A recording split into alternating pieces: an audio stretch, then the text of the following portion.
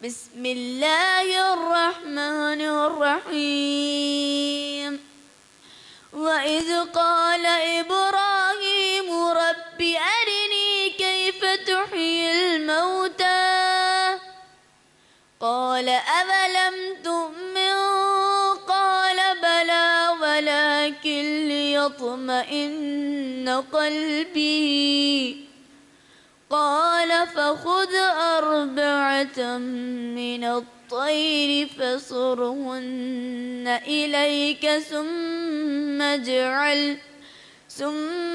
اجعل على كل جبل منهن جزءا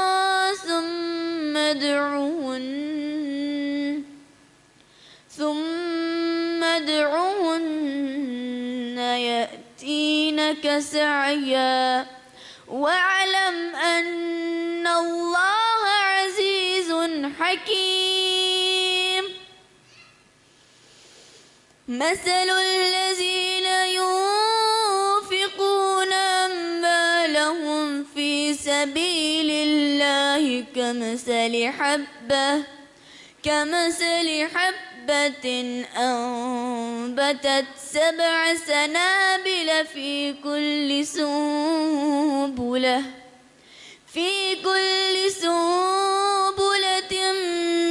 100 حبة والله يضاعف لمن يشاء والله واسع عليم الذين ينفقون أموالهم في سبيل الله ثم لا يتبعون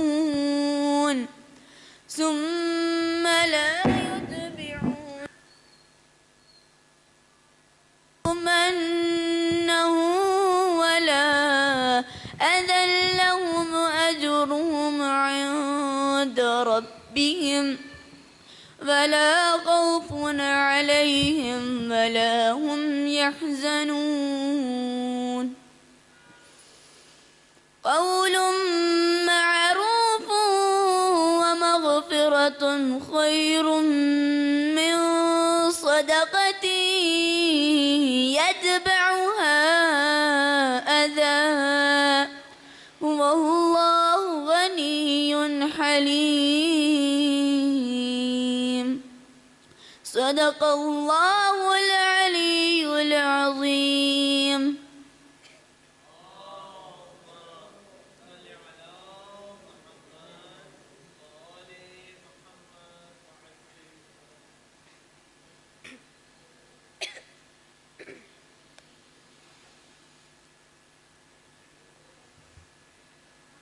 أعوذ بالله من الشيطان الرجيم بسم الله الرحمن الرحيم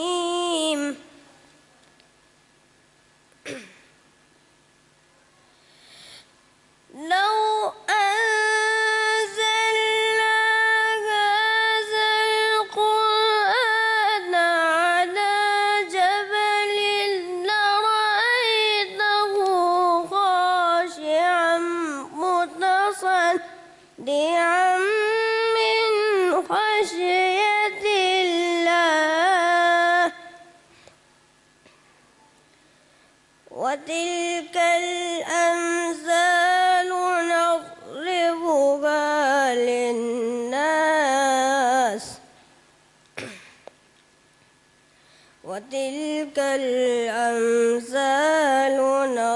نضربها للناس لعلهم يتفكرون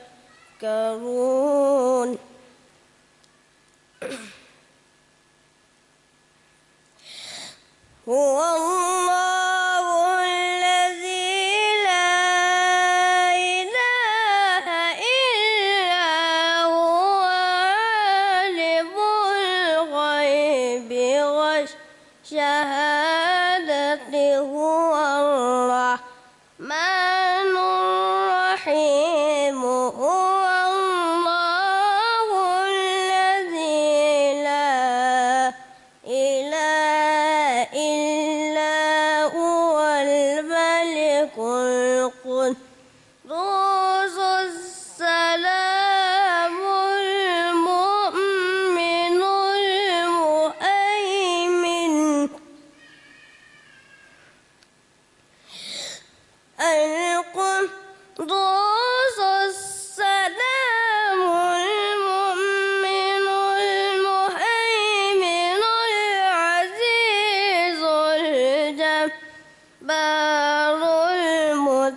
يستكبر سبحان الله عما يشركون هو الله الخالق البارئ المصور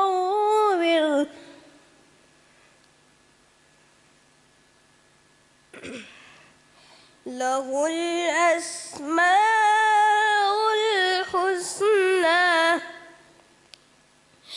يسبح له ما في السماوات والأرض وهو العزيز الحكيم.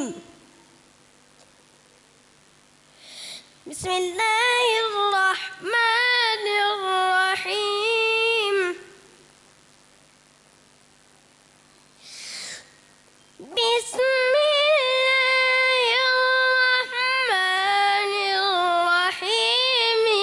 إذا الشمس كورت وإذا النجوم انكدرت وإذا الجبال سيرت وإذا العشار عطلت وإذا الوحوش حشرت وإذا الموءودة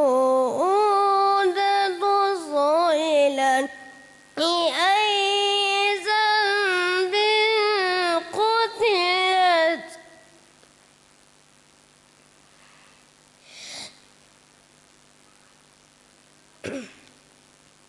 وإذا الصحف نشرت وإذا السماء كشطت وإذا الجحيم سعرت وإذا الجنة أزلفت علمت نفس ما أحضرت فلا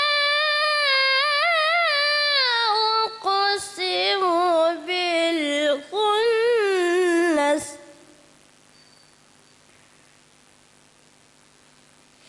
بسم الله الرحمن الرحيم.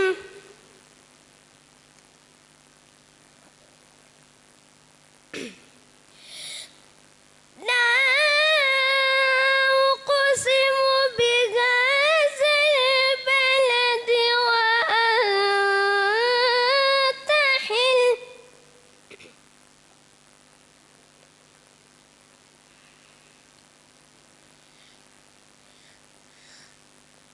لا أقسم بهذا البلد وأنت حل بهذا البلد ووالد وما ولد لقد خلقنا الإنسان في كبد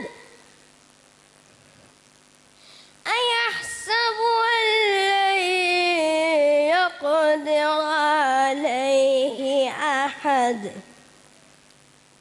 يقول أهلكت مالا لبدا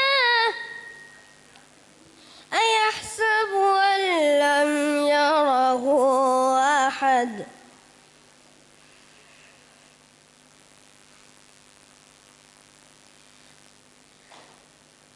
ألم نجعل له عينين ولسانا وشفتين وهديناه النجدين فلاقتحم العقبة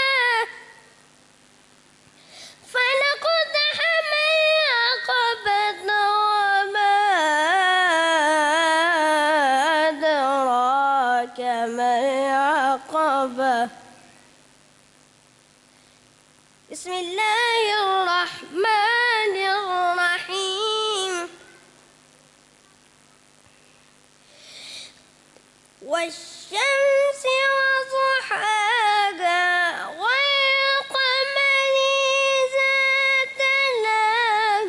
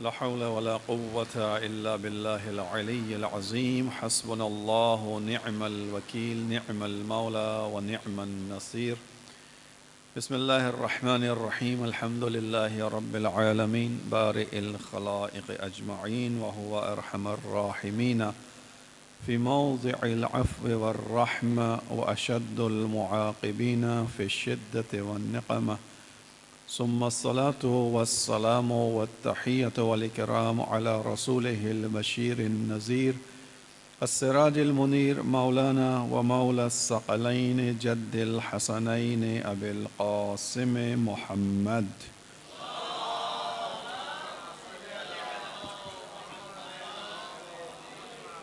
وعلى أهل بيته الطيبين الطاهرين المعصومين المظلومين الذين أذهب الله عنهم الرجس وطهرهم تطهيرا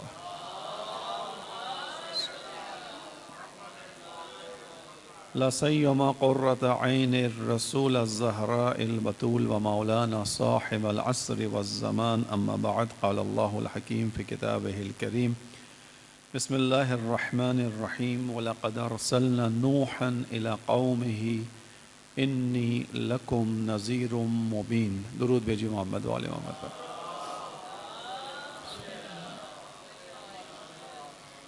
عزیزان محترم پانچواں روز آج گزر گیا ماہ مبارک رمضان کا خداوند عالم آپ کی ہماری عبادتوں کو اپنی بارگاہ میں قبول فرمائے آج تک کے روزوں کو اپنی بارگاہ میں قبول کرے انشاءاللہ باقی رہنے والے ایام میں ہمیں بہترین استفادے کی توفیق عنایت فرمائے آپ کی ہماری سب کی دعاؤں کو مستجاب فرمائے اور ہم سب کی انشاءاللہ پہلی اور خداوند عالم سے عاجزانہ دعا یہی ہے کہ پروردگار اپنے آخری حجت کے ظہور میں تعجیل فرمائے درود پڑھیے محمد والے محمد پر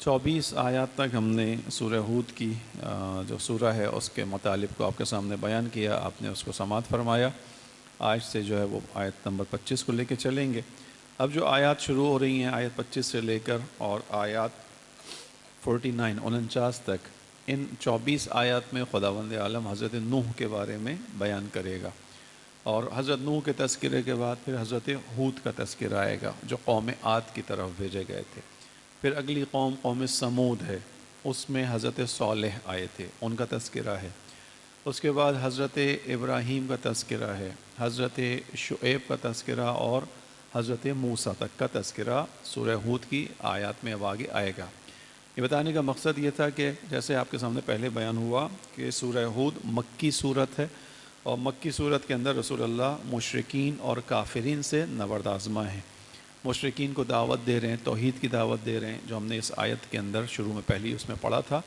کہ میں تمہاری طرف اللہ کی طرف سے بشیر اور نذیر بن کے آیا ہوں اور ہدف کیا ہے کہ اللہ تعبدوا الا ایہ اللہ کے علاوہ کسی کی بندگی نہ کرو توحید کی طرف دعوت ہے اب اس دعوت کے اندر رسول اللہ جو اپنی کوششیں کر رہے ہیں تو کفار کی طرف سے مشرکین کی طرف سے رسول اللہ کو مشکلات کا سامنا کرنا پڑ رہا ہے ظاہر ہے ایک بنے ہوئے طریقے کے مطابق زندگی چل رہی ہے اب جب اس کو آ کر رسول اللہ کہتے ہیں کہ یہ باطل طریقہ ہے تم جن بتوں کی پرستش کرتے ہو یہ بت لائق عبادت نہیں ہے تو وہاں جواب یہی آتا ہے کہ لقد وجدنا علیہ آباءنا آپ ہمیں روک رہے ہیں اس کام سے لقد وجدنا علیہ آباءنا ہم نے تو اپنے باپ دادا کو یہی کرتے ہوئے پایا ہے یعنی ایک طریقہ چلتا چلا آ رہا ہے پیچھے سے اور اس کے مطابق ہم بھی زندگی گزار رہے ہیں تو آپ آنے کے بعد جو روک رہے ہیں تو ہمارے آباء و اجداد کے راستے سے ہمیں جدا کر رہے ہیں تو اس کے جواب میں رسول اکرم نے بیان کیا کہ خدا کی طرف سے جواب آیا کہ ان سے کہیے کہ اگر تمہارے باپ دادا نے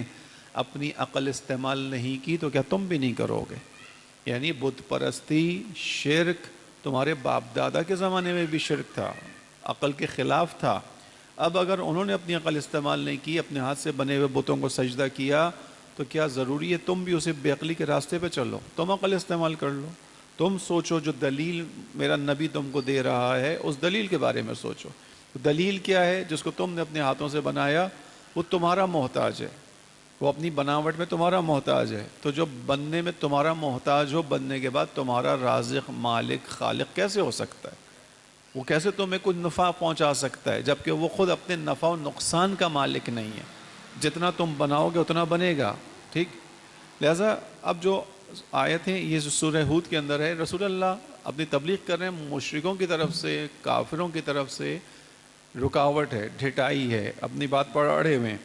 ان چیزوں کو دیکھ کے بعض اوقات رسول اللہ چونکہ رحمت للعالمین ہے، ہدایت کرنا چاہتے ہیں کہ معاشرے کے اندر کوئی شخص بھی خداوند عالم سے غیر مانوس نہ ہو، کوئی شخص بھی شرک کی طرف نہ جائے، چونکہ شرک کیا ہے؟ تباہی ہے.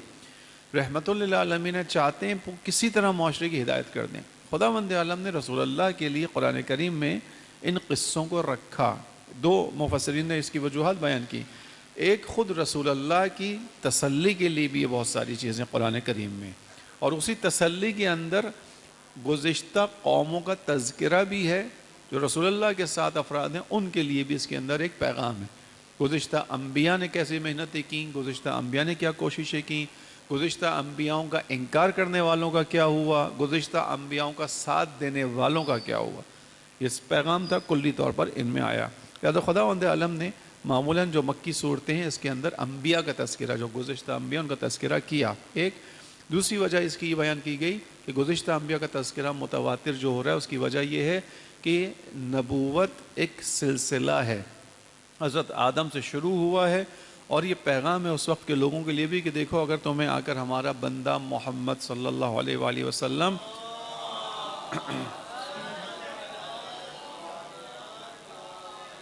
ایک پیغام دیتے ہوئے نظر آ رہے ہیں تو یہ اپنی طرف سے نہیں ہے، یہ تو گزشتہ انبیاء کے سلسلے کی کڑی ہے. اس سے پہلے بھی ہادی رہے ہیں، اس سے پہلے بھی قوموں کو ہدایت کرنے والے آئے ہیں. لہذا اگر یہ میرا بندہ اب آ کر تمہیں پیغام دے رہا ہے تو یہ اپنی کسی خواہش کا نتیجہ نہیں ہے، یہ گروہ انبیاء کا سلسلہ جو آخری اپنے انجام تک پہنچا، یہ ختم نبوت ہے. لہذا خداوند عالم نے انبیاء کے تذکروں کو رکھا. اب آتے ہیں حضرت نوح کے تذکرے سے خداوند عالم شروع کر رہا ہے. میں نے پہلے بھی شاید یہاں پہ بات بیان کی کہ ہم اور آپ بھی اپنی داستانوں میں، اپنے گفتگو میں، باتوں میں بعض اوقات قصے، کہانیاں، داستانیں سناتے ہیں. اس کے اہداف مشخور ہوتے ہیں. خدا جو داستان سنا رہا ہے یا انبیاء کا تذکرہ کر رہا ہے، اس کا ہدف قوموں کو بیدار کرنا ہے، قوموں کو پیغام دینا ہے. مثلا انبیاء کا تذکرہ کرنے کے بعد جب خدا ان انبیاء کا انکار کرنے والوں کی ہلاکت کا تذکرہ کرتا ہے تو در حقیقت قوم کو پیغام ہے کہ دیکھو تم سے پہلے جو نبی آیا اس کا انکار کرنے والوں نے انکار کیا، تو انکار کرنے سے نبی پہ کوئی فرق نہیں پڑا، انکار کرنے سے وہ قوم خود برباد ہو گئی، کیونکہ اس نبی کا راستہ حق تھا، وہ حق چلتے ہوئے آج اس نبی تک پہنچا. یعنی اگر مثال کے طور پہ حضرت موسیٰ کا انکار کیا، حضرت موسیٰ سے پہلے حضرت ابراہیم ہیں یا اور دوسرے انبیاء ہیں، تو ان کا انکار حضرت موسیٰ کو کوئی نقصان نہیں دے کے گیا. موسیٰ کی انکار کرنے والوں کی ہلاکت ہوئی، دریا نیل میں بہہ گئے، غرق ہو گئے. حضرت موسیٰ کے بعد حضرت عیسیٰ کا انکار کرنے والے، حضرت عیسیٰ حضرت موسیٰ کی کنٹینیوشن میں آ گیا، یعنی نبوت کا سلسلہ آگے بڑھا. لہذا جس نے حضرت عیسیٰ کا انکار کیا حضرت عیسیٰ کو کوئی فرق نہیں پڑا، وہ قوم تباہ ہو گئی. اسی طرح یہ جو آخری نبی آ کر کہہ رہا ہے میں نبی ہوں، اس کا انکار کرنے سے پہلے گزشتہ انکار کرنے والی قوموں کو سوچ لینا، ان کے نتیجے کو دیکھ لینا، جس کو خداوند عالم نے قرآن میں متعدد آیتوں میں بیان کیا کہ سیروا فی الارض، گھومو زمین میں، جاؤ چکر لگاؤ، یعنی زمین کا چکر لگاؤ. سیروا فی الارض، جاؤ زمین کی گردش کرو، طے کرو زمین کو. کیا کرو پھر؟ فانظروا، اور دیکھو. کیا دیکھو؟ کیف کان عاقبۃ المکذبین، کہ جنہوں نے ہمارے انبیاء کو جھٹلایا تھا ان کا نتیجہ کیا ہوا. آیا وہ نبی کو جھٹلانے کے بعد باقی بچ گئے؟ اگر انہوں نے نبی کے کہنے پہ معاد کا انکار کیا، خدا کا انکار کیا، موت کا انکار کیا تو بچ گئے؟ آج تو نہیں ہے وہ. اب جب آج نہیں ہے، اگر اپنے زمانے کے نبی کی بات مانی اور معاد کو مان کر زندگی گزاری ہوگی تو ایک وقت آئے گا کہ اٹھائے جائیں گے، اجر پائیں گے. اور اگر نہیں مانا ہوگا، انکار کر کے مرے ہوں گے تو اٹھائے تو تب بھی جائیں گے، لیکن حاصل کیا ہوگا؟ خالی ہاتھ ہوں گے. جیسے کل کی آیت گزری کہ جو دنیا چاہتا ہے ہم اس کو اس کی دنیا پوری پوری دے دیتے ہیں. جب دنیا پوری مل گئی تو آخرت میں کیا ہے؟ خالی ہاتھ ہے. جب خالی ہاتھ ہے تو جنت میں جانے کے لیے تو کچھ چاہیے تھا، جہنم میں جانے کے لیے کچھ بھی نہیں چاہیے، بغیر کچھ کیے جہنم میں جاؤ گے پھر. ٹھیک. اب جو آیتیں ہیں وہ حضرت نوح کے بارے میں شروع ہو رہی ہیں، حضرت نوح کا تذکرہ. لیکن اس سے پہلے چند نکات حضرت نوح کے بارے میں بیان کرتا ہوں. درود پڑھیے گا محمد و آل محمد پر.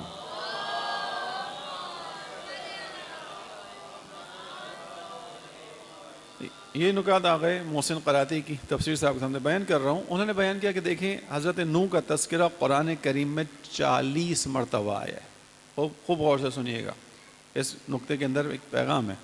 لیکن آپ کو 40 مرتبہ کے تذکرے کے اندر کہیں پر بھی یہ نہیں پتہ چلے گا, یعنی یہ نہیں بتایا خدا نے کہ وہ کہاں پیدا ہوئے تھے, حضرت نوح کی وفات کہاں ہوئی تھی, ان کا محل دفن کہاں پر ہے. اس طرح کی چیزیں جس کو ہم بایوگرافی کہتے ہیں کہ حضرت نوح کے بارے میں خدا بتائے یہ چیزیں. ان چیزوں کا اصل میں انسانوں سے کوئی ڈائریکٹ تعلق ہے نہیں. فرض کیجئے مجھے بایوگرافی پتہ بھی چل گئی تو میری زندگی پہ فرق کیا پڑے گا. مجھے کسی کے بارے میں, نبی کے بارے میں کہ وہ کہاں پیدا ہوئے تھے, کب پیدا ہوئے تھے, کہاں دفن ہوئے, کیا فرق پڑے گا میری زندگی پہ. لیکن مجھے فرق کس چیز سے پڑے گا, جب اس نبی کے پیغام کے بارے میں سنوں گا, اس نبی کی قوم کے بارے میں سنوں گا, اس نبی کی قوم کے رویے کے بارے میں سنوں گا.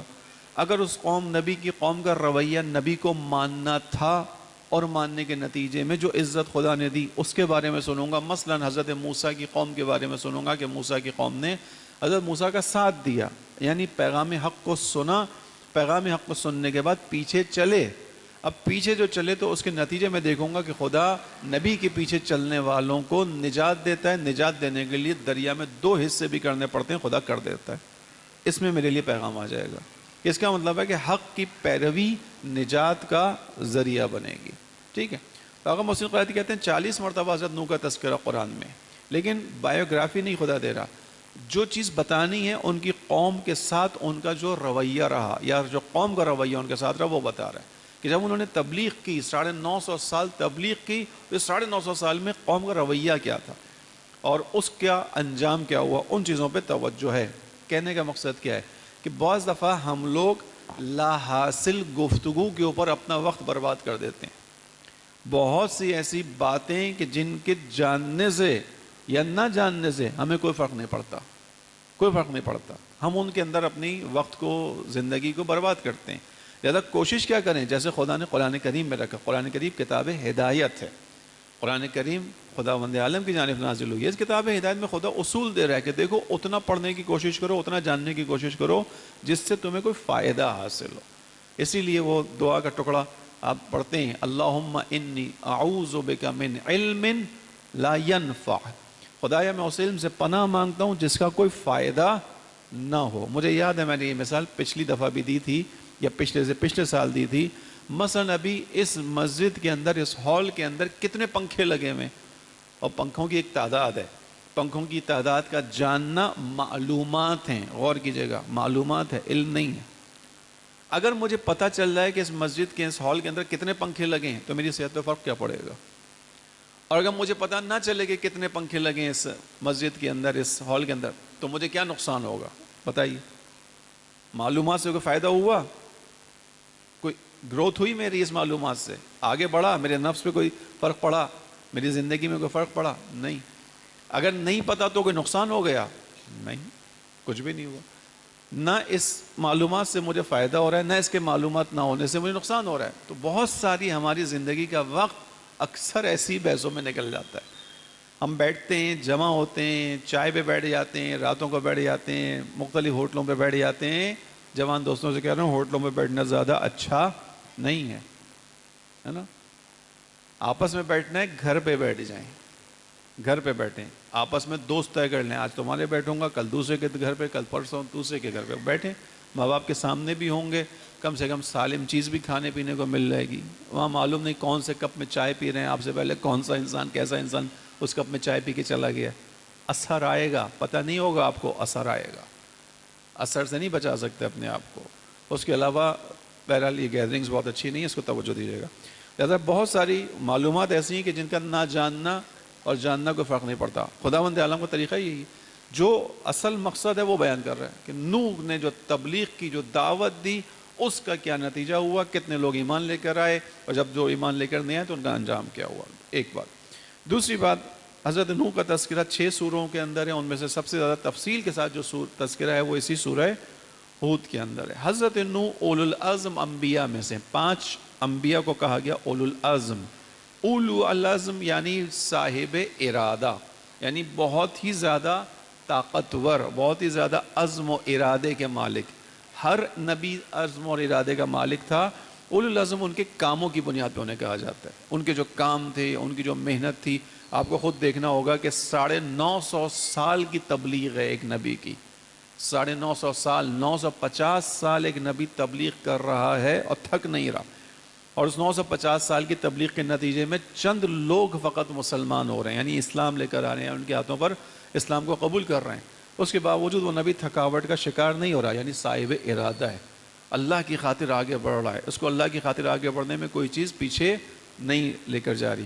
اولو العزم انبیاء میں جو 5 انبیاء ہیں ان میں پہلے حضرت نوح علیہ السلام ہیں. انہی کے زمانے سے شرک شروع ہوا ہے. بت پرستی کا آغاز حضرت نوح کے زمانے سے ہوا ہے. یہ تمام وہ خصوصیات ہیں جو آغا محسن قراتی نے حضرت نوح کی اس داستان سے پہلے بیان کی ہیں. اس کے بعد حضرت نوح کو آدم ثانی بھی کہا جاتا ہے. آدم ثانی یعنی دوسرا آدم. پہلا آدم حضرت آدم علیہ السلام اور دوسرا آدم حضرت نوح کو کیوں کہا جاتا ہے؟ کیونکہ حضرت نوح کے زمانے میں جب طوفان آیا تو طوفان آنے کے بعد جتنے بھی افراد تھے جو کشتی میں سوار تھے وہ تو بچ گئے، اور جو کشتی میں سوار نہیں تھے وہ سب کے سب غرق ہو گئے تھے. تو اس زمانے میں حضرت نوح کے دور میں دوبارہ آبادی شروع ہوئی ہے، اس لیے ان کو آدم ثانی بھی کہا جاتا ہے. اور حضرت نوح کی تذکرہ جو ہے ان کا وہ تورات میں بھی ہے. حتیٰ ہندوؤں کی جو کتابیں ہیں، اوستا کے نام سے کتاب ہے، زرتشتیوں کی کتاب ہے، اس میں بھی تذکرہ ہے. ان کا جو طوفان آیا اس کا بھی تذکرہ ہے. اور تفسیر جو ہے وہ اس کے مطابق ایک بحث ان کی اس کے اندر یہ کی جاتی ہے کہ آیا حضرت نوح کا جب طوفان آیا تھا اس طوفان میں پوری زمین کے اوپر پانی تھا یا کچھ حصوں میں تھا؟ اس میں علماء تفسیر مختلف نظریات پر ہیں، لیکن اکثریت کا ماننا یہ کہ پوری زمین کو پانی نے اپنے لپیٹ میں لے لیا تھا. اور اس کی دلیل یہ ہے کہ خداوند عالم نے جو کہا تھا، دلیل سنیے گا، دلیل اس کی یہ ہے کہ خداوند عالم نے حضرت نوح سے کہا تھا کہ جب کشتی بناؤ تو اس میں انسانوں کو سوار کرو اور ہر جانور کا ایک پیر اپنے ساتھ رکھو، ہر جانور کا جوڑا اپنے ساتھ رکھو. کیوں کہا تھا؟ چونکہ نسل آگے بڑھانی تھی خدا کو. اگر ایک خاص حصے پر عذاب آنا ہوتا تو پھر خدا یوں حکم نہ دیتا. ٹھیک ہے، جس حصے میں عذاب آیا ہے، جس حصے کو پانی اپنی گھیرے میں لے لے گا، وہاں سے آبادی ختم ہو جائے گی، دوسرے علاقوں میں تو جاری رہے گی. لیکن اس بنیاد پر کہ خدا نے کہا کہ اپنے ساتھ انسانوں کو، مومنوں کو سوار کریں اور ہر جانور کا ایک جوڑا بھی اپنے ساتھ کشتی میں سوار کریں، اس پر مفسرین نے دلیل یہ بنائی ہے کہ اس کا مطلب ہے کہ پانی پوری زمین کو گھیر چکا تھا. یعنی فقط وہ لوگ بچے تھے یا وہ انسان یا وہ حیوانات بچے تھے جو کشتی میں باقی تھے، باقی جو کچھ تھا وہ زمین کے اوپر سے ختم ہو چکا تھا. یہ کچھ ابتدائی نکات تھے، مفید نکات تھے. میں نے کہا اس کو آپ کی خدمت میں عرض کروں. آقا محسن قراتی نے بیان کیا. درود پڑھی محمد و آل محمد پر.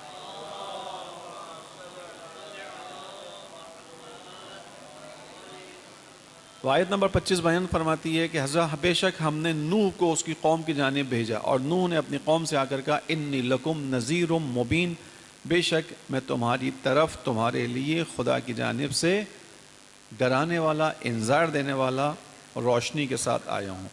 اور یہاں پر بھی آپ دیکھیں حضرت نوح کا جو دوسرا لفظ ہے، جیسے رسول اللہ کے بارے میں اس قرآن کی سورہ ہود کی ابتدائی آیات میں تھا کہ الف لام را کتاب احکمت آیاتہ وفصلت، یہ وہ کتابیں جو محکم ہیں اور بیان کی گئی ہیں، ہر چیز کو کھول کے بیان کر رہی ہیں، اور یہ حکیم اور خبیر کی طرف سے نازل کی گئی ہیں. اور اس کے بعد اگلا جملہ کیا تھا؟ اللہ تعبدوا الا اللہ، اللہ کے سوائے کسی کی بندگی نہ کرو، اور میں اللہ کی طرف سے تمہارے لیے بشیر و نذیر ہوں. رسول اللہ کی زبانی بیان ہوا. یہاں حضرت نوح کی زبانی بیان ہوا کہ میں تمہاری طرف اللہ کی طرف سے نذیر بن کے آیا ہوں، یعنی ڈرانے والا بن کے آیا ہوں.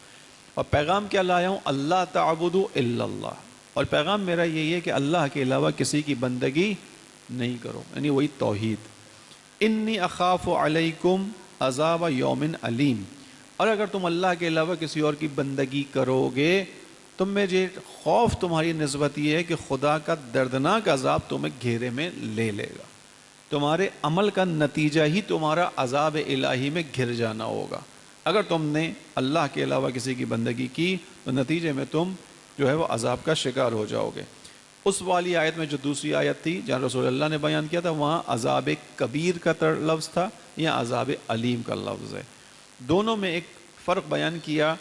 مفسرین نے کہا کہ یہاں پہ جو انہوں نے بیان کیا عذاب یوم علیم، دردناک دن کے عذاب میں گھر جاؤ گے اگر خدا کی بندگی نہیں کرو گے، اس سے مراد ظاہراً وہی وعدہ ہے جو حضرت نوح طوفان کی نسبت یا عذاب کی نسبت کرتے، طوفان نہیں عذاب کی نسبت کرتے تھے کہ اگر نہیں مانو گے تو ایک کسی زمین پر تمہیں عذاب خدا گھیر لے گا۔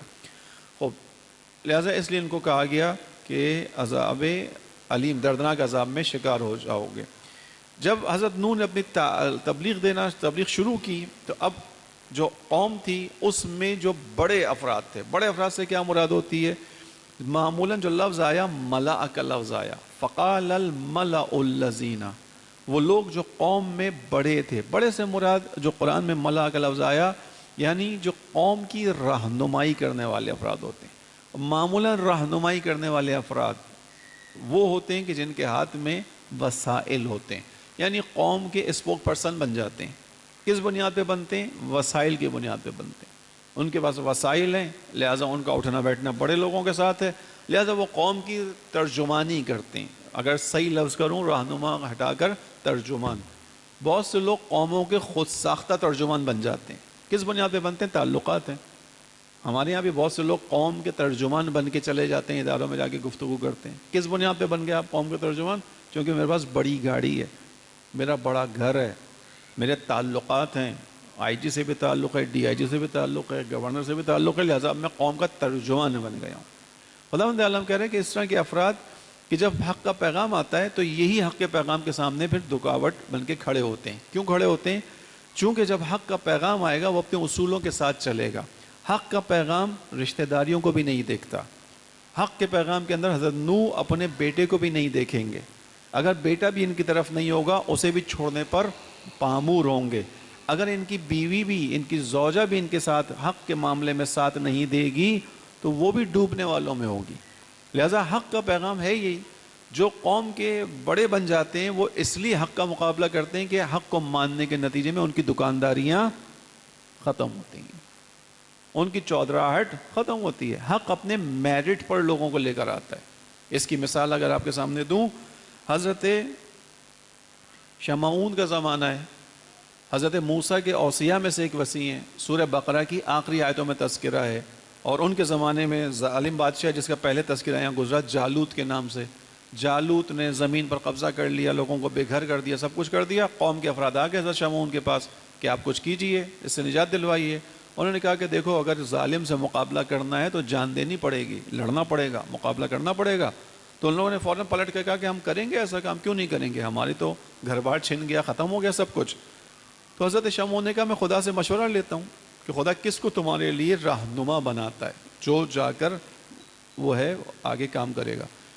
اور خدا کی طرف سے پیغام آیا کہ طالوت کو خداوند عالم نے تمہارا سربراہ بنایا۔ طالوت ایک نوجوان کہ جو اس زمانے میں پانی پلانے کا کام کرتا ہے لوگوں کو، یعنی بہت زیادہ اس کے پاس طاقت نہیں، کچھ بھی نہیں۔ تو لوگوں نے، یہی جو لوگ آئے تھے انہوں نے اعتراض کیا تھا کہ طالوت کہاں سے ہمارے اوپر حاکم بنے گا، ہمارا رہنما بنے گا، اس کے پاس تو نہ مال ہے، نہ اس کے پاس علم ہے، نہ مال ہے۔ انہوں نے اعتراض کیا، علم نہیں مال کا اعتراض کیا تھا کہ اس کے پاس تو نہ مال ہے نہ کوئی مقام ہے۔ یعنی ہمیشہ لوگ کیا سمجھتے ہیں جس کے پاس مقام ہوگا وہی قوم کی رہنمائی کرے گا۔ یہاں پر جو بڑے لوگ تھے انہوں نے کہا کہ فقال الملأ الذین کفروا، کفر کرنے والوں میں جو بڑے ترجمان بنے ہوئے تھے قوم کے، من قومہ، اسی کی قوم میں سے، ٹھیک ہے توجہ کیجئے گا، وَلَقَدْ أَرْسَلْنَا نُوحًا إِلَىٰ قَوْمِهِ، ہم نے نوح کو بھیجا ان کی قوم کی طرف، یعنی نوح اپنی قوم میں پیغام دینے آئے ہیں، اور انہی کی قوم کے وہ بڑے جو سرکردہ تھے، جو خود ساختہ تھے، جو بڑے بن گئے تھے، انہوں نے اس پیغام کو سننے کے فوراً بعد نوح سے کہا مَا نَرَاكَ إِلَّا بَشَرًا مِثْلَنَا، نوح کیسی باتیں کر رہے ہو، یہ کیسا پیغام لے کر آئے ہو، یہ تم کس طرح کی خدا کی بات کر رہے ہو، ہم تو تمہیں اپنی طرح کا ہی ایک انسان سمجھتے ہیں، یعنی ہم میں اور تم میں کیا فرق ہے، اگر ہم تمہیں مانیں تو کسی فرق کی بنیاد پہ مانیں گے، تم ہماری طرح کے ایک انسان ہو، ہم تمہیں اپنی طرح کا ایک انسان دیکھتے ہیں، اور وہ لوگ بھی جو تمہارے اوپر وَمَا نَرَاكَ، اور ہم نہیں دیکھ رہے ان لوگوں کو جو تمہاری پیروی کرتے ہیں، یعنی پہلا ہم کیا دیکھ رہے ہیں، تم ہماری طرح کے ہو، دوسرا جو ہم دیکھ رہے ہیں وہ یہ دیکھ رہے ہیں کہ جو تمہاری پیروی کرنے والے ہیں، وہ پیروی کرنے والے افراد کون ہیں، وہ افراد ہیں جن کی معاشرے میں کوئی حیثیت نہیں ہے، نراک اتبعک الا الذین هم اراذلنا بادی الرأی، وہ لوگ ہیں کہ جن کی ان کے لحاظ سے جو قوم کے بڑے افراد ہیں، سرکردہ افراد ہیں، جو اپنے آپ کو انٹلیکچوئل سمجھتے ہیں، وہ سمجھیں کہ نوح کے پیچھے چلنے والے بیچارے سوچ فکر سے محروم لوگ ہیں، چونکہ مستضعف لوگ ہیں، معاشرے کے پسے ہوئے لوگ ہیں، معمولاً فقیر لوگ ہیں، تو بڑے لوگوں کے ذہن میں سوچ آ رہی ہے کہ جو سوچنے والا کام ہے وہ بیچارے کر ہی نہیں سکتے، یہ غریب کیا سوچے گا، یہ فقیر کیا سوچے گا، اس کی فکر ہی کام نہیں کرتی۔ معاشرے کے جو چلانے والے ہیں تو ہم ہیں، نظم و نسق تو ہمارے ہاتھ میں، انٹلیکچوئل تو ہم ہیں، باشعور طبقہ تو ہم ہیں، لہٰذا اب ہم اگر نوح کے پیچھے نہیں جا رہے تو اس کا مطلب ہم تو صحیح ہیں۔ وہ جو نوح کے پیچھے جا رہے ہیں وہ لوگ ہیں کہ جن کے پاس نہ پیسہ ہے اور نہ فکر ہے، نہ سوچ ہے، یعنی یہ مومنوں کی توہین ہے کہ ایمان کون لے کر آتا ہے؟ جس کے پاس نہ مال ہوتا ہے نہ فکر ہوتی ہے۔ ٹھیک ہے، یہ اعتراض آگے تک چلا ہے۔ ہم دیکھتے ہیں کہ آپ کے ساتھ، یعنی ہم دو چیزوں کو دیکھا ہم نے، ایک تو یہ کہ ہم نے کیا دیکھا، آپ ہماری طرح کے ہی ہیں۔ اب یہ وہی اعتراض ہے جو رسول اللہ کے اوپر کیا گیا تھا، یعنی ہر نبی پہ کیا گیا کہ اگر یہ اللہ کا رسول ہے تو اس کے اوپر خزانے کیوں نہیں نازل ہو رہے، اگر یہ اللہ کا رسول ہے تو اس کے ساتھ فرشتے کیوں نہیں ہیں، یہ بات پچھلی اس میں گزر گئی ہے۔ یہ بھی وہی اعتراض ہے کہ اگر آپ نبی ہو تو ہم آپ کو تھوڑا ایکسٹرا آرڈنری تو دیکھیں، ایکسٹرا آرڈنری نظر آئے نا آپ، ذرا آپ ہماری طرح کے نظر آتے ہیں۔ اب رسول اللہ بیٹھے ہوئے درس دے رہے ہیں مدینے کے اندر، آنے والا دور سے سن کر آتا ہے کہ ایک شخص آیا جس کا نام محمد ہے، وہ آنے کے بعد کہتا ہے میں نبی خدا ہوں، اور وہ پیغام دے رہا ہے لوگوں کو، تو اب لوگ آتے ہیں حقیقت کی تلاش میں، مدینے میں آ کے دیکھتے ہیں مسجد ہے، اس کے حلقہ لگا ہوا ہے، لوگ بیٹھے ہوئے ہیں، تو وہ دیکھتا ہے، غور کرتا ہے، پہچاننے کی کوشش کرتا ہے، اور چونکہ کوئی ایکسٹرا آرڈینری چیز ہی نہیں ہے، سب لوگ ایک ہی جگہ بیٹھے ہوئے ہیں، وہی سب بیٹھے ہوئے ہیں، تو اس کو پوچھنا پڑتا ہے ایوکم محمد، میں تو سن کے آیا تھا یہاں کوئی محمد نامی شخص ہے جو تبلیغ کرتا ہے، پیغام دیتا ہے، اللہ کا نبی ہے، کیا تم میں کوئی محمد ہے؟ تو لوگ پھر اشارہ کرتے ہیں کہ ہاں یہ محمد ہے، یہ رسول ہے۔ تو یہ کس چیز کی طرف اشارہ ہے؟ اس بات کی طرف کہ نبی کبھی بھی اپنے اور دوسروں کے درمیان کوئی فرق نہیں رکھتا تھا، توجہ کیجیے گا۔ لہٰذا انہوں نے کیا کہا کہ ہم آپ کو اپنی طرح کا بشر دیکھتے ہیں، اس کے علاوہ جو آپ کی پیروی کر رہے ہیں ہم دیکھتے ہیں کہ تو بیچارے معاشرے کے سادہ انسان ہیں، فکر سے محروم ہے، سوچ سے محروم ہے، مال سے محروم ہے۔ تیسری چیز بھی ہم دیکھ رہے ہیں، وہ کیا دیکھ رہے ہیں؟ ہم دیکھ رہے ہیں کہ آپ کو ہمارے اوپر کوئی فضیلت حاصل نہیں ہے، کوئی برتری حاصل نہیں ہے، یعنی اگر ہو تو آپ ہم سے مال میں زیادہ ہوں، مقام میں زیادہ ہوں، آپ کا گھر ہم سے بڑا ہو، آپ کا محل ہو، کچھ بھی نہیں ہے۔ لہٰذا ان تین چیزوں کی بنیاد پر انہوں نے کہا کہ ہم آپ کا انکار کرتے ہیں۔ معمولاً جو ملا کا لفظ استعمال ہوا یعنی وہ افراد جو آسائشوں میں زندگی گزارنے کے عادی ہو چکے ہوتے ہیں۔ میں نے عرض کیا کہ آسائش میں زندگی گزارنے والا انسان معمولاً ضرورت نہیں ہے ہمیشہ، ایسا نہیں ہے ہمیشہ ہو، معمولاً آسائش میں زندگی گزارنے والا انسان حق کے پیغام کو نہیں سنتا۔ اسے پتہ ہوتا ہے کہ اگر میں نے یہ پیغام سنا تو میری زندگی کی بہت سی چیزیں میرے ہاتھ سے چلی جائیں گی۔ جو آسائش کے تحت زندگی گزارتا ہے، یعنی بہت سے افراد ہیں ہمارے یہاں جو یہ سوچتے ہیں کہ خدا کی راہ میں فقط پیسہ دینے سے معاملات حل ہو جاتے ہیں، نماز بھی نہیں پڑھتے، پھر خدا نے پیسہ دیا ہوا ہے ہم غریبوں کی مدد کرتے ہیں۔ آپ سنتے ہوں گے جملے کہ انسان کو انسان دوست ہونا چاہیے، بہت اچھا جملہ ہے، لیکن آپ جتنے بھی انسان دوست ہو جائیں رسول اللہ سے بڑھ کر آپ کی انسان دوستی نہیں ہو سکتی۔ آپ کبھی کسی کی ہدایت اور رہنمائی کی خاطر راتوں کو اٹھ کر خدا کی بارگاہ میں روئے نہیں ہوں گے۔ وہ اللہ کا رسول روز رات کو اٹھ کے روتا تھا کہ پروردگار یہ ایمان کیوں نہیں لے کے آ رہے، اور روتا بھی ان کے لیے تھا جو اسے پتھر مارتے تھے، ان کے لیے وہ اللہ کا رسول روتا تھا۔ تو انسان دوستی بہت اچھی چیز ہے۔ بعض لوگ کہتے ہیں کہ انسان کو انسانیت سے محبت ہونی چاہیے، باقی یہ عبادتیں جزوی ہیں، یہ انٹلیکچوئلز یعنی جو بنے ہوئے انٹلیکچوئلز ان کی بنائی ہوئی باتیں۔ خوب، ان کا کہنا یہ تھا کہ ہم آپ کو اپنی طرح کا بشر سمجھتے ہیں، ہم آپ کے پیچھے چلنے والوں کو سادہ انسان سمجھتے ہیں، سادہ ہیں، بغیر سوچے سمجھے آپ کے پیچھے آ گئے، اگر غور و فکر کرتے تو آپ کے پیچھے نہ چلتے۔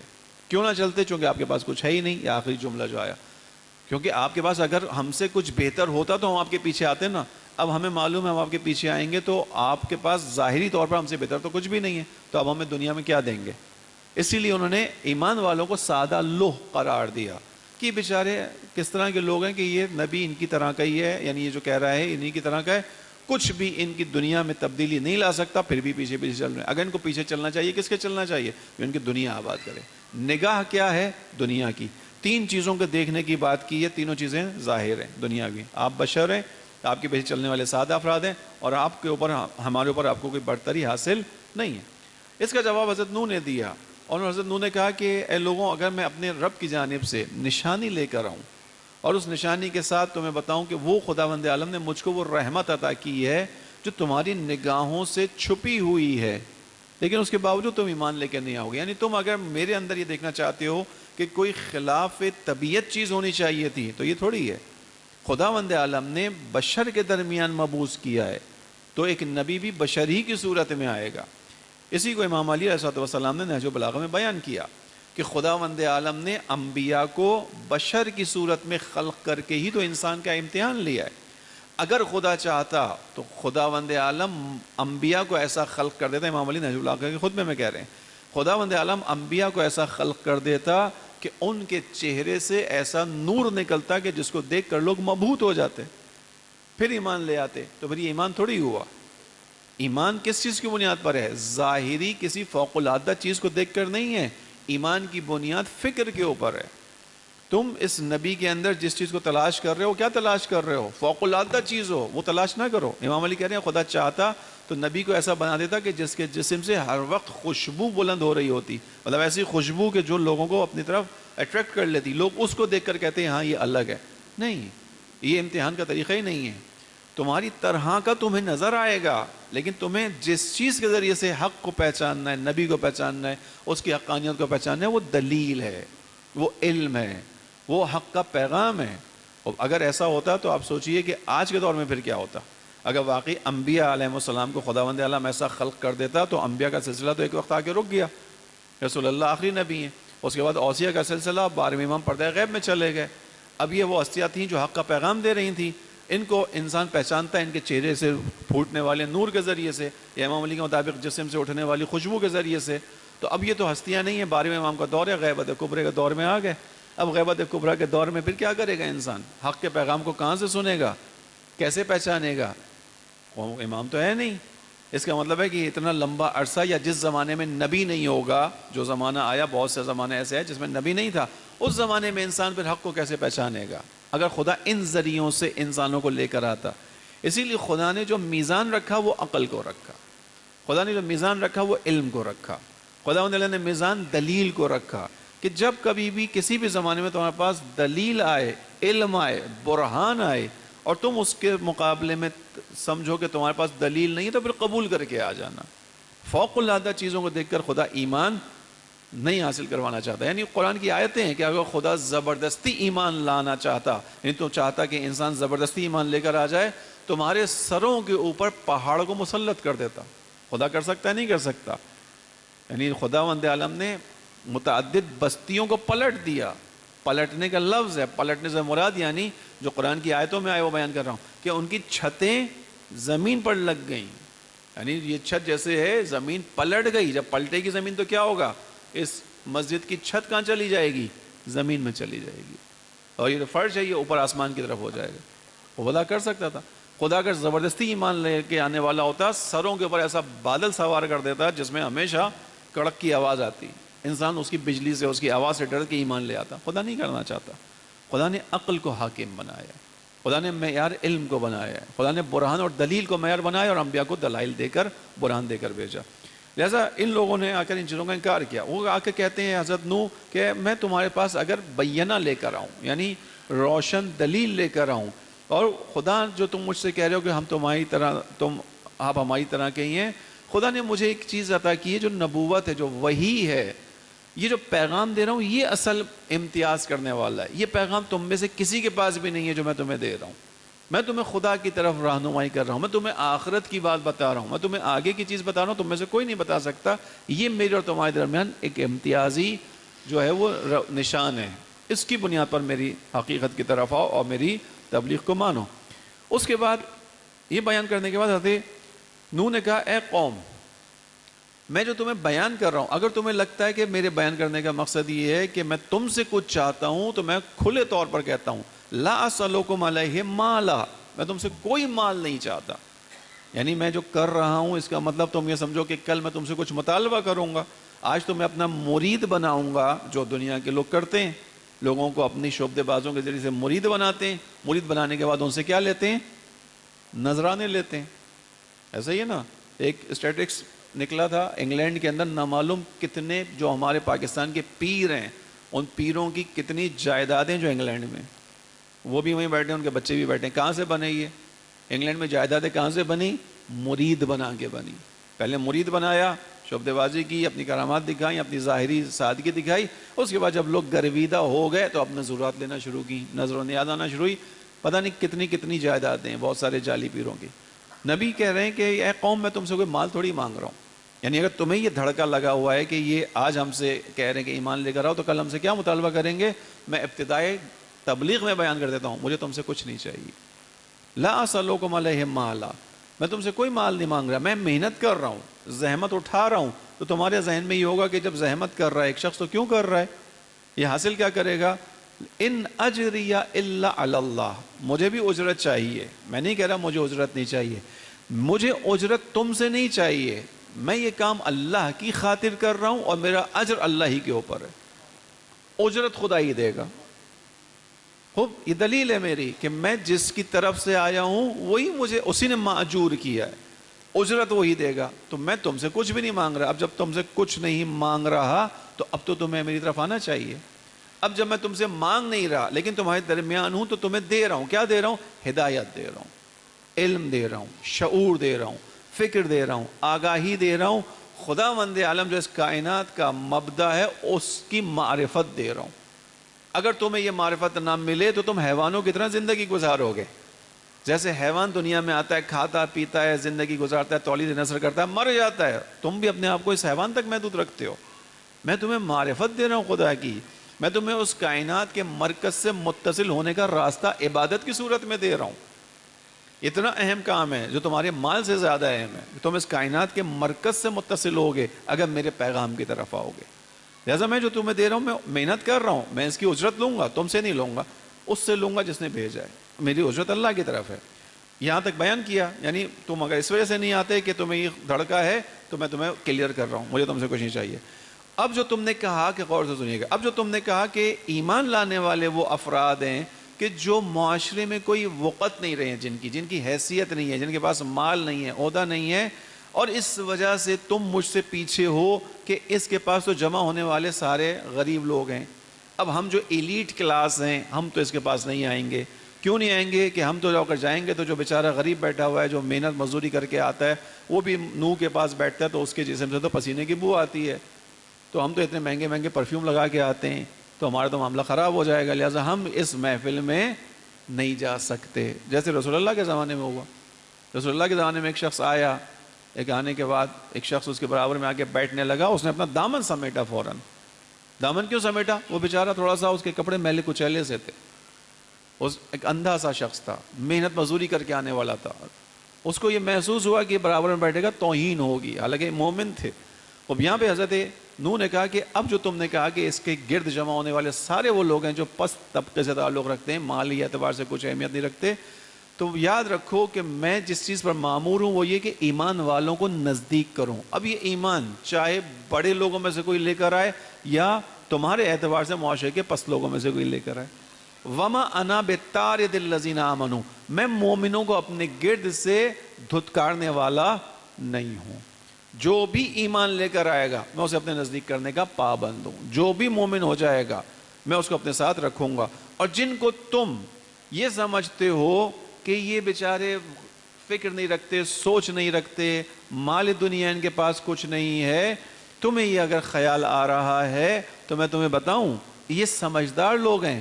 انہم ملاقو ربہم، یہ اس بات کو سمجھ گئے ہیں کہ یہ دنیا اپنی تمام تر وسعتوں کے باوجود محدود ہے. یہ اس بات کو سمجھ گئے ہیں کہ ان سے پہلے بھی قومیں دنیا میں رہی ہیں، چلی گئی ہیں. یہ اس بات کو جان چکے ہیں ایمان کے نتیجے میں کہ یہ بھی ایک وقت میں نہیں آئیں گے.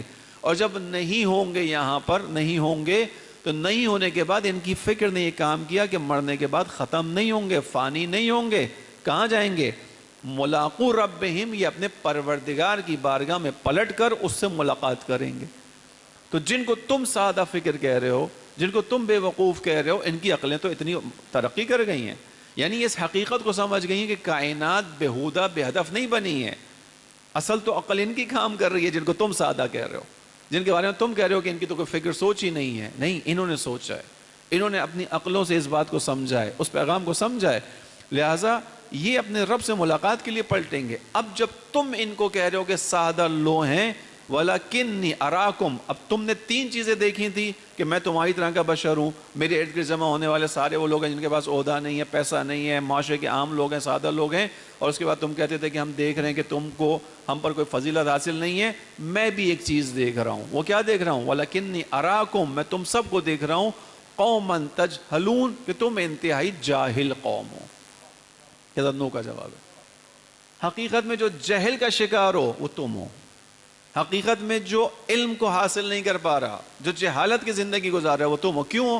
چونکہ تم اپنے مال کی بنیاد پر تکبر کا شکار ہو، تم اپنے عہدوں کی بنیاد پر تکبر کا شکار ہو گئے ہو، تم اپنی آسائش والی زندگی کی وجہ سے حق کو نہیں پہچان پا رہے ہو۔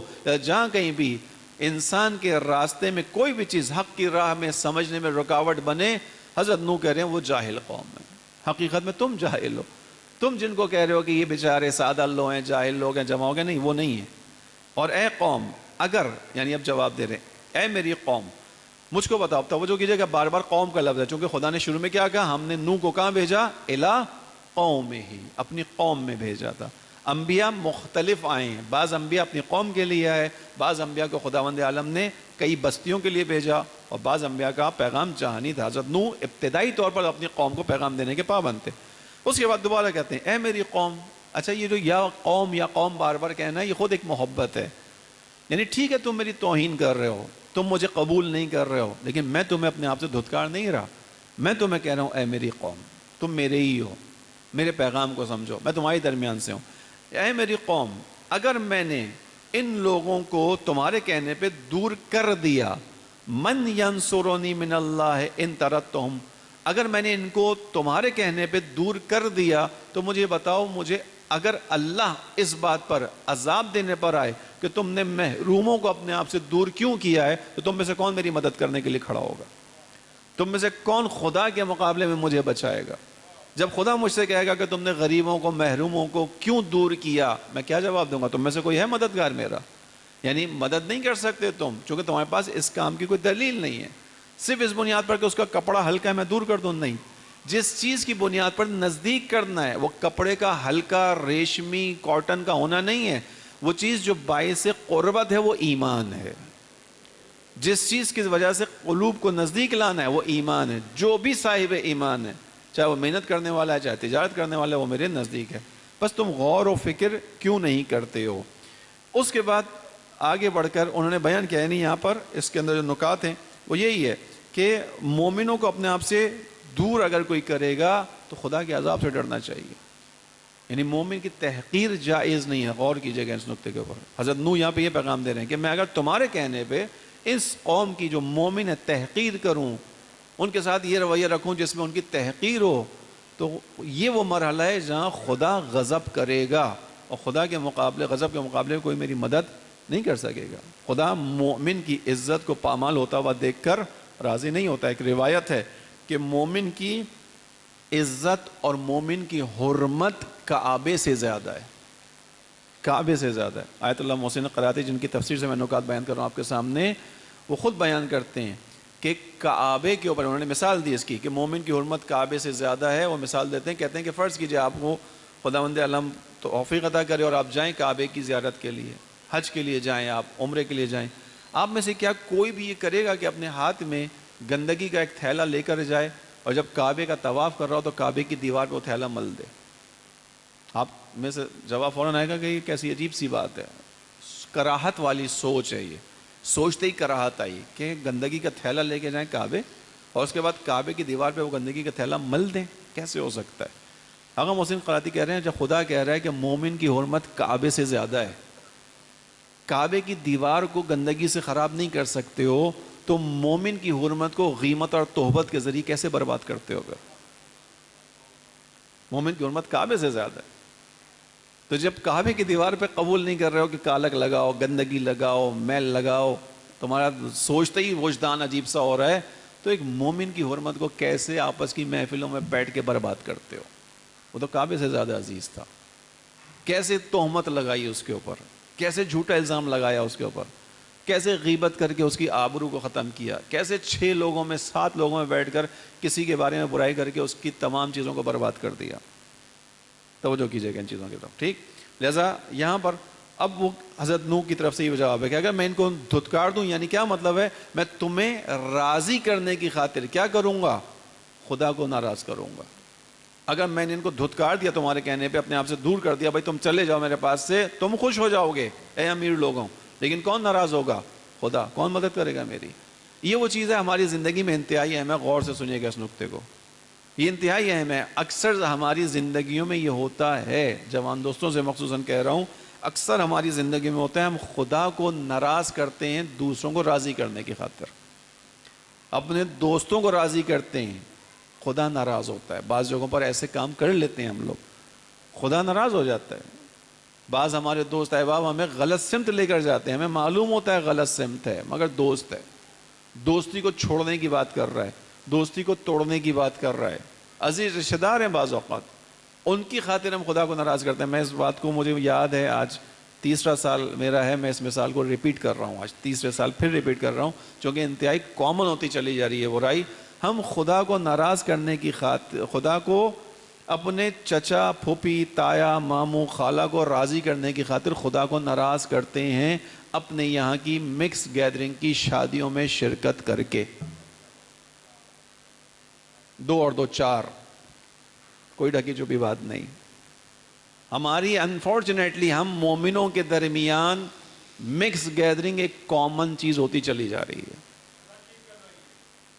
ترقی کر بڑھ رہی ہے مومنوں کے درمیان، اور وہ مومن بھی آج کے نہیں، پرانے مومن جنہوں نے کام کیا ہے، متحرک رہے ہیں، معاشرے میں کام کیا ہے، کامن ہوتا جا رہا ہے، ایک فیشن بنتا چلا جا رہا ہے، راضی ہوتے چلے جا رہے ہیں۔ یعنی واقعاً افسوس ہوتا ہے، وہ بچی جس نے پوری زندگی حجاب میں گزاری، اس کے ماں باپ اسے اسی دن سب سے زیادہ بنا سنوار کر لا کر پورے معاشرے کے سامنے بٹھا دیتے ہیں۔ کتنا بڑا ظلم ہے یہ، اس کو دیکھیے، سوچئے۔ خالہ ناراض ہو رہی ہیں، نہیں آ رہے، پھوپھی ناراض ہو رہی ہیں، نہیں جا رہے، چچا ناراض ہو رہے ہیں، نہیں جا رہے، ہو جائیں ناراض، انہیں بھی تو آپ کا خیال ہونا چاہیے، انہیں بھی تو پتہ ہونا چاہیے کہ آپ مومن ہیں، انہیں بھی تو یہ پتہ ہونا چاہیے آپ صاحب ایمان ہیں، انہیں بھی پتہ ہونا چاہیے تو آپ اسلام کے اصولوں پر عمل پیرا ہیں۔ اگر وہ آپ کو اپنی خوشی میں شریک کرنا چاہتے ہیں تو کیوں ایسا اہتمام کر رہے ہیں جس میں آپ نہیں جا سکتے؟ اور اگر وہ آپ کی پرواہ نہیں کر رہے، وہ آپ کی پرواہ سے مراد آپ کے اصول کی پرواہ نہیں کر رہے، آپ کے دین کی پرواہ نہیں کر رہے، تو آپ ان کی دین کی فکر، وہ آپ کے دین کی فکر نہیں کر رہے، آپ ان کی دنیا کی فکر میں کیوں ہیں پھر؟ یہ شادی کا فنکشن تو دین ہے، ان کا دنیا ہے۔ جب آپ کے دین کی انہیں فکر نہیں ہے تو آپ کو ان کی دنیا کی فکر بھی نہیں ہونی چاہیے۔ مشکل ہو گیا یہ معاملہ، اس لیے کہ میں بیان کر رہا ہوں کہ بہت کامن ہوتا چلا جا رہا ہے، بہت کامن ہوتا چلا جا رہا ہے۔ اس کو دیکھیے، سمجھیے اس چیز کو، یعنی واقعاً بہت عجیب سے اس وقت بنتے جا رہے ہیں۔ مذہبی گھرانوں کے اندر کی میں بات کر رہا ہوں، غیر مذہبی کی تو بات ہی نہیں کر رہا میں، مذہبی گھرانوں میں ہو رہا ہے، لوگوں نے ایکسیپٹ کر لیا اس چیز کو۔ یہاں پر کیا حضرت نوح کیا بیان کر رہے ہیں کہ اگر میں تمہارے کہنے پہ چلوں تو اس کا مطلب کیا ہوا، خدا کو ناراض کروں گا، خدا ناراض ہوگا۔ تو میرے سامنے جب 2 راستے آئیں گے، خدا راضی اور ناراض، یا مخلوق راضی اور ناراض، تو میں کس کو انتخاب کروں گا؟ میں خدا کا انتخاب کروں گا۔ یہ وہی چیز ہے جس کو امام سجاد علیہ السلام نے شام میں کہا تھا۔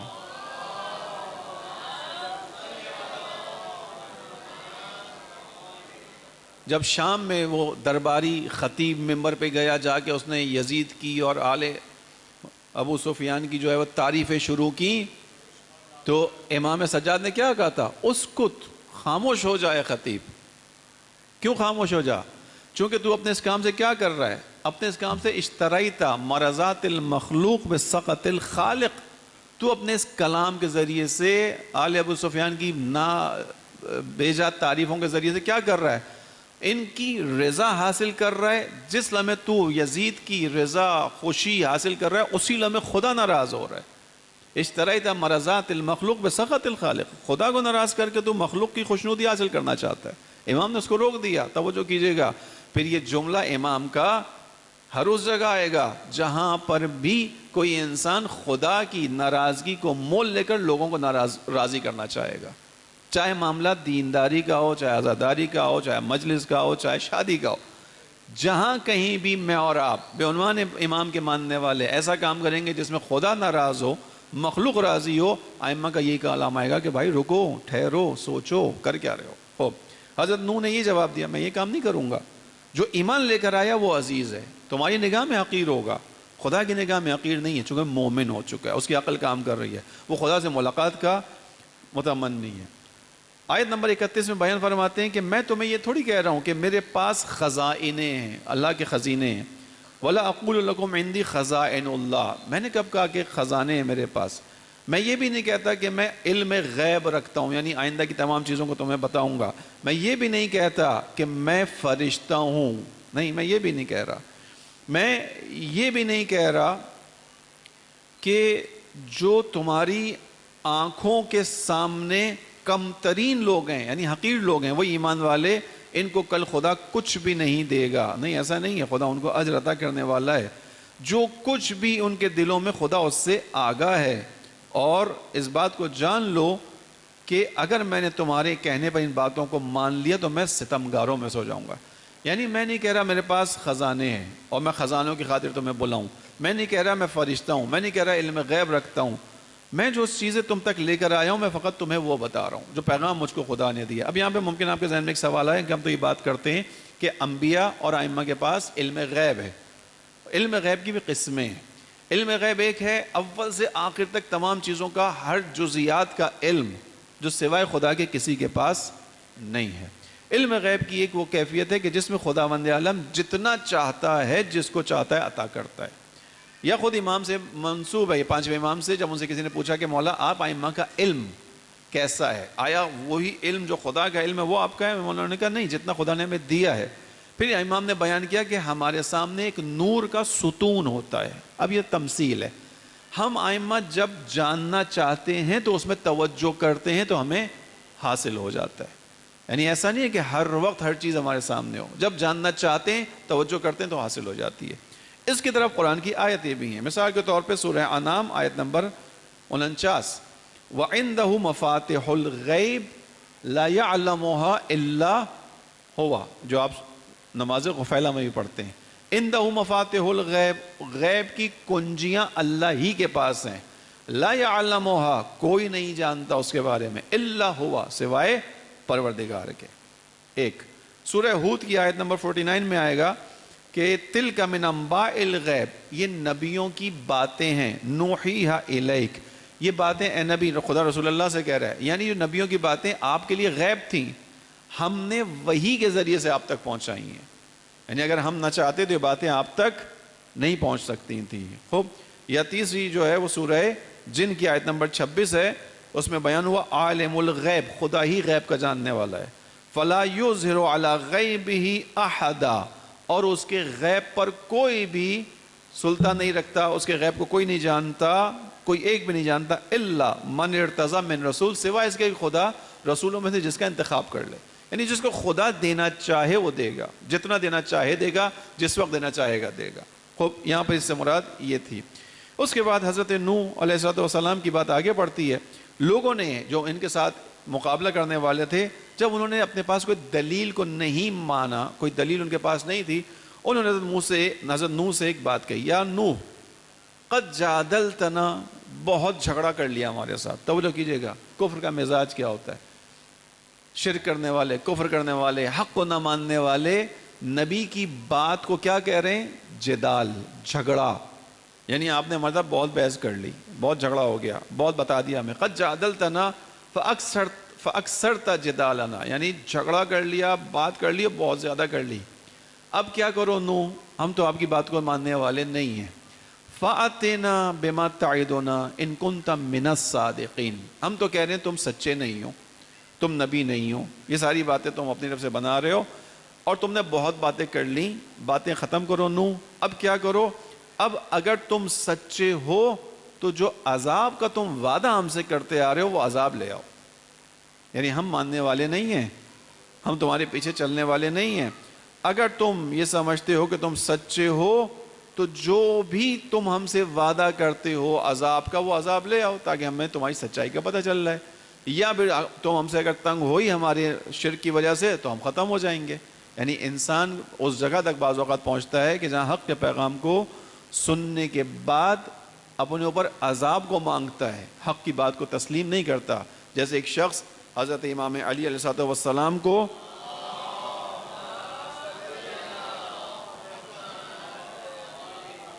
جب رسول اللہ نے غدیر قم میں امام علی علیہ السلام کی ولایت کا اعلان کیا، من کنتم مولاہ فہذا علی مولا، سب نے اپنی آنکھوں سے دیکھا اس کام کو. ایک شخص آیا، آنے کے بعد اس نے نبی اکرم سے کہا کہ یہ جو آپ نے علی کو کہا کہ من کنتم مولا فہذا علی مولا، جس کا میں مولا ہوں اس کا علی مولا ہے، یہ اللہ کا پیغام ہے یا آپ کا ہے؟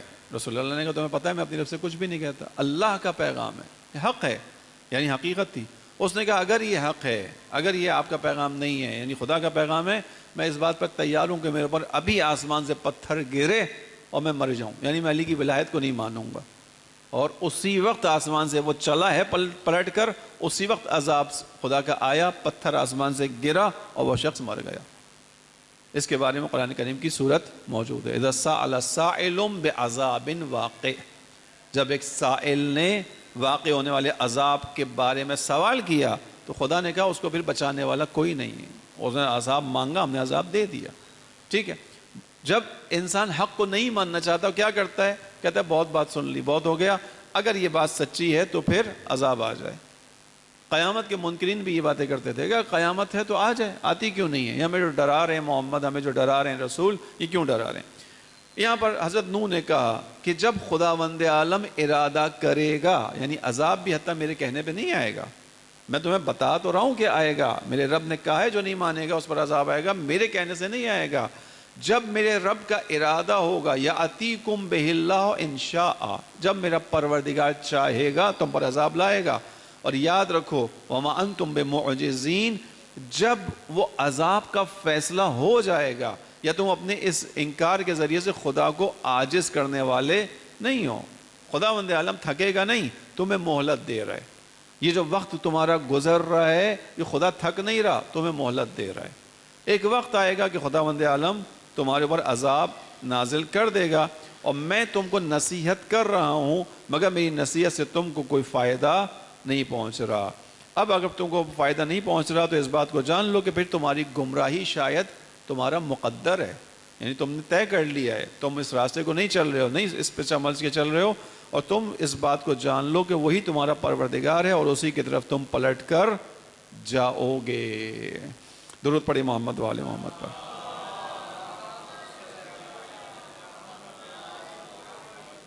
آج تک ہم نے آیت 35ویں آیت تک پڑھا، انشاءاللہ کل سے 36ویں آیت، کہ اس میں اب حضرت نوح نے جب کہا کہ میں نے تمہیں نصیحتیں کر دی، میری نصیحتوں کا بھی تم پر اثر نہیں ہوا، اور شاید یہ مقدر میں لکھا ہے، یعنی مقدر سے مراد یہ کہ جو خدا کے راستے پر نہیں چلے گا تو گمراہی کی طرف جائے گا، جو خدا کے راستے کو نہیں اپنائے گا دوسرا راستہ گمراہی کا ہے، اور اس طرف چلتے ہوئے تم جاؤ گے. لیکن تم اس دنیا سے ہدایت یافتہ مرو یا گمراہ مرو، پلٹنا خدائی کی طرف ہے، جاؤ گے اسی کی طرف، کوئی اور راستہ نہیں. ایسا نہیں ہے کہ جو ہدایت پر آئے گا وہ تو اللہ کی طرف جائے گا، اور جو ہدایت پہ نہیں آیا وہ کسی گرے ایریے میں چلا جائے گا. نہیں، جاؤ گے رب کی طرف، اٹھائے اسی کے سامنے جاؤ گے. اس وقت جب پوچھے گا تو پھر کیا کرو گے؟ اس وقت تمہارا ہاتھ بند چکا ہوگا. اس کے بعد کی جو آیتیں آئیں گی اس میں خداوند عالم حضرت نوح کو کچھ پیغام دے گا، وہ انشاءاللہ کل سے جاننے کی کوشش کریں گے. خداوند عالم ہمیں اور آپ کی توفیقات میں اضافہ فرمائے، ہمیں اور آپ کو قرآن کریم کو سمجھنے، سمجھ کر پڑھنے، اس پر عمل کی توفیق عنایت فرمائے. دنیا بھر کے مستضعفوں کو، مستکبروں پہ غلبہ عنایت فرمائے، مخصوصاً فلسطین کے مظلوموں کی خدا مدد فرمائے. اس وقت جو حق کی اور حقانیت کی علامت ہے، خداوند عالم جمہوریہ اسلامی ایران کو کامیابی اور سربلندی عنایت فرمائے، اس کے خلاف ہونے والی ہر سازش کو ناکام فرمائے، مخصوصاً رہبر معظم کو صحت سلامتی طول عمر عنایت فرمائے. تمام مراجع اعظام آیت اللہ سیستانی کو خدا صحت سلامتی طول عمر عنایت فرمائے. ہم سب کو اپنے زمانے کے امام کے ظہور کا زمینہ فراہم کرنے کی توفیق عنایت فرمائے. درود پڑھی محمد والے محمد.